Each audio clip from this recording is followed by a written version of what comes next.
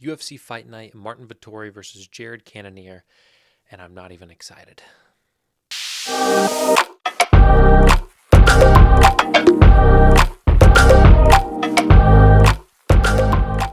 Welcome back to the Green Means Go channel. It's your host, me.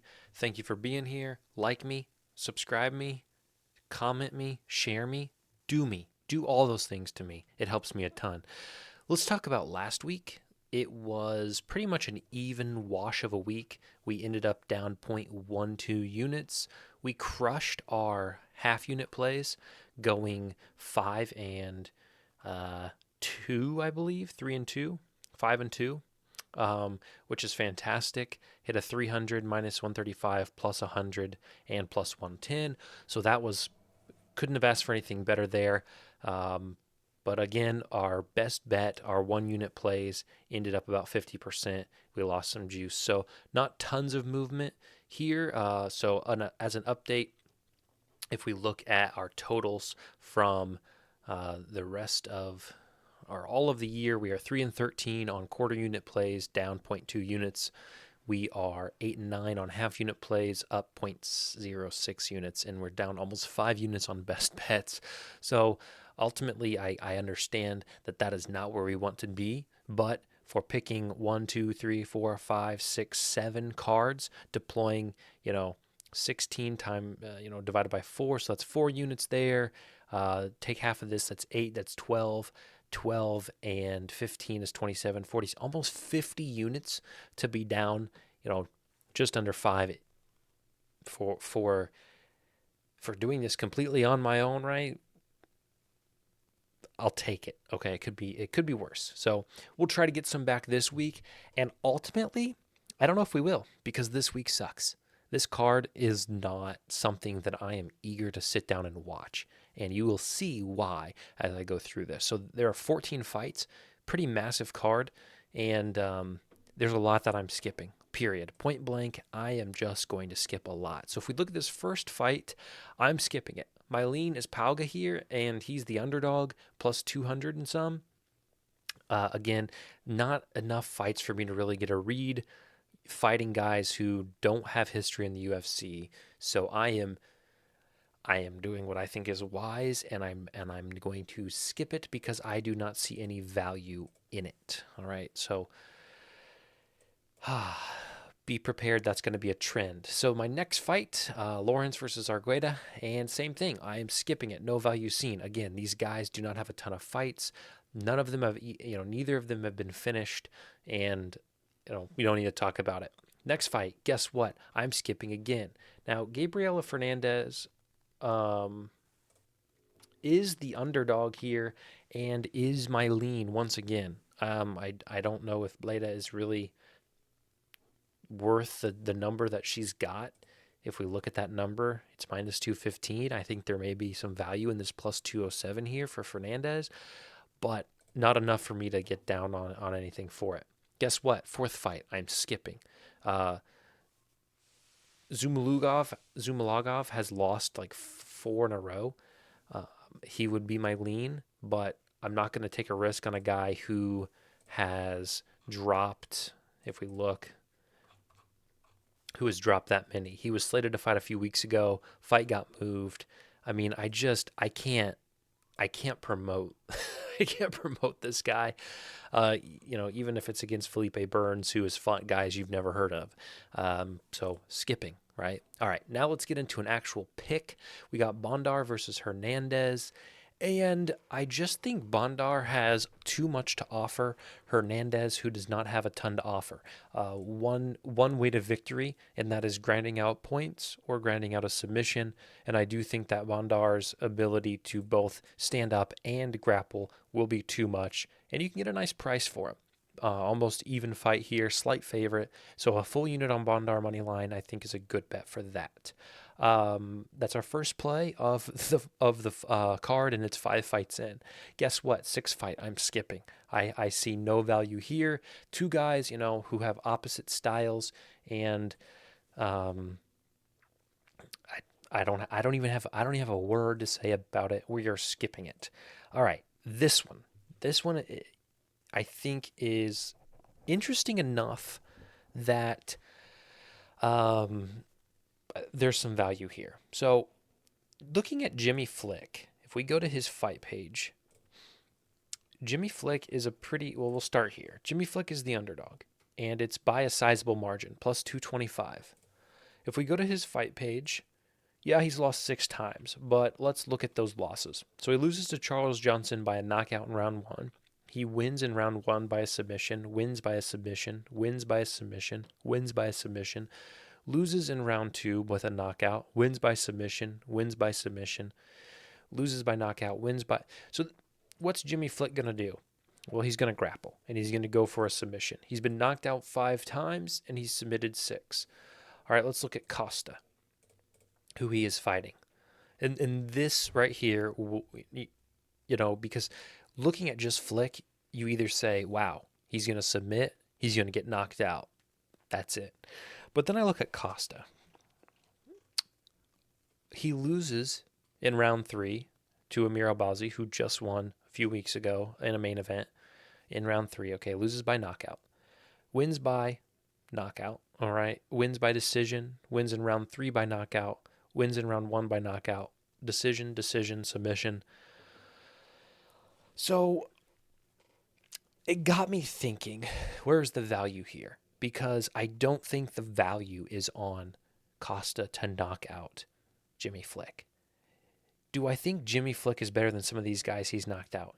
Yes. Do I think Jimmy Flick is going to walk in here and submit someone who can handle his own in the grappling? No. So what am I playing this week? I'm glad you asked. Over 1.5 rounds, do I think Jimmy Flick can survive 1.5 rounds on the feet? Yes. Minus 112. Then we're also going to throw a half unit on the distance. This fight to be decided by a decision at plus 240. I just think it has tremendous value because if Jimmy Flick is able to wrestle, is able to grapple, is able to hold his own, and he can take this fight to the ground, 20 submission wins by either and no losses by submission to either. I think we can just see a ton of wrestling. Now, where does this go wrong? This gets to the ground and Costa's able to full mount and knock him out from the mat. Fine, okay, I'll eat it. I'll eat the loss on there. But as long as we can make it over 1.5 rounds, we're gonna profit no matter what. But I do think 2.5 to 1 on a distance fight is a good play for this. Next fight, we got Miles Johns versus Rony Barcelos. I was tired of looking at underdogs and not taking them on these first fights where I saw that, we're skipping because of no value. I couldn't do that again. I think Miles Johns has enough to potentially win against Barcelos. Look at his last few fights. Okay. So he's lost 3 of his last 4 fights. Okay, he beats Trevin Jones. Let's go look at Trevin Jones, right? Do I have to do that again? Okay, horrible. So you're giving me a guy who's lost 3 of his last 4 and beats a guy who's lost 4 of his last 5. Form's not great. Miles Johns has won 1, 2, 3 of his last 5. Now he loses to Sexy Mexi John Castaneda, who we saw actually just lose this. No, did he win? He just won this last weekend. So if you're giving me Miles Johns at even minus 110, it's catching my eye. But when you're giving me double that, you're giving me a plus 195, it's definitely worth a half unit to me. So we're going to go Miles Johns plus 195 to wrap up the prelim card. So again, not a ton of picks on the prelim card, only Miles Johns money line, Flick to go the distance and over 1.5 rounds, and Bondar money line at minus 125. All right. So let's go to the main card. It's a 6-fight main card, which is pretty rare. I'm skipping Dalby versus Silikov. I didn't see any value, couldn't get a read on it, so not worth my time. Okay. Mata versus Torres. I think Torres is the better fighter, well-rounded fighter, and him to win by either knockout or submission is what I like here.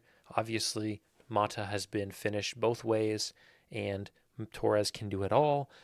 Looking at the odds, Torres is a sizable favorite, and that is the play that I will roll with for that fight. Sabatini versus Almeida. Again, if we look at these guys, we got 2 losses by knockout here, so that is a risk given that Almeida has 9 knockouts. When was his last knockout? I'm glad you asked. Let's check here. Almeida wins by knockout in round 3, submission. Okay, so he's a finisher. When's the last time Sabatini has been finished, though? 2 fights ago, but then he's got a lot of wins. So, again, I just think with this fight, you're going to see 2 guys that come in and respect each other's power, respect each other's games. And because of that, I think you get over 2.5 rounds at plus 110, potentially even a decision for Sabatini. But I'm going to roll with just over 2.5 at plus 110. Next fight, I'm skipping. Again, I can't find anything that I like here. Very similar fighters, a handful of knockouts, 1 submission here, and similar on decision. I don't have anything for it. If we look at the, and again, pretty even fight. Duncan's a small favorite. Skipping it. Okay, now this fight is the one that I think we have something on. So if you look at Silva versus Sarukian, looking at the odds here, let's just peek at the odds, shall we? Sarukian is a minus 1,000 favorite. I mean, this fight is lopsided. I'm surprised it got booked. What do I like here? All right. And I'm going to take you through each of these fighters to show you why I like what I like. All right. So let's look at Silva. Silva has fought okay. All right. Wins in round 2 to a knockout. He grapples Neil Magny, beats him by submission, obviously. Loses in round 1 to a knockout. Loses in round 2 to a knockout. Beats Jared Gordon in round 3, which isn't very impressive to me. Loses to Vince Pichel by decision. Loses by decision. Okay. So kind of what this is showing. All right. A couple of knockouts here. Not super impressive. Look at Sarukian, though. All right. Wins by decision, wins by decision, wins by knockout in round 2, wins in knockout by round 1, decision, decision, decision. All right. So slow starter. Not a ton of finishes. And they're predicting, if we look at, let's look at the actual numbers on DraftKings. And we can do this on either. I was looking on FanDuel earlier, but it's going to be similar. If we just look at the winning method with the round, I just want to show you guys, about to just go over to FanDuel, round props maybe. Okay, him to win in round 1 is minus 115. So the sports books are saying it is likely as ever. It's just as likely that he wins in round 1 that he does in round 2, 3, or decision. So, again, if the fight finishes round 1, minus 125. So I don't see value in a guy that starts slow in Sarukian to win in round 1, even if the fight is so lopsided. Now, we've seen Silva get knocked out in 2 of his most recent fights. So if you're giving me a Sarukian slow start, but then ends up doing what he needs to do in round 2, which is a knockout, at 7-1, that's a full unit deploy, boys and girls. Okay, we're flying for a full 700 on his knockout in round 2.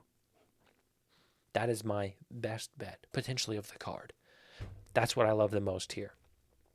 Now, it's tempting to go with a submission finish in any round, just as a little bit of a hedge, but the more I look at it, the more unlikely I see that being, so forget it, okay? We are just going to go with Sarukian knockout in round 2 at plus 700. All right. This fight is blank, and I'm going to just go ahead and write it in.